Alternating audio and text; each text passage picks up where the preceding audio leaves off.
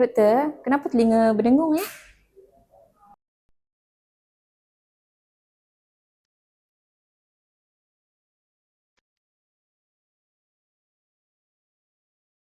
Telinga berdengung ataupun tinnitus boleh berlaku akibat beberapa faktor utama bergantung kepada tempat atau bahagian di dalam telinga. Telinga kita terbagi kepada 3 bahagian, telinga luar, telinga tengah dan telinga dalam. Untuk bahagian telinga luar, jika terdapat tumpukan atau kumpulan earwax atau tahi telinga yang berlebihan, selain daripada itu, untuk telinga luar juga, jika terdapat jangkitan kuman di bahagian saluran telinga luar menyebabkan ia membengkak. Jika terdapat jangkitan kuman di bahagian telinga dalam menyebabkan air berkumpul di bahagian telinga tengah. Yang ketiga, yang paling utama ialah jika ada kerosakan di bahagian saraf pendengaran.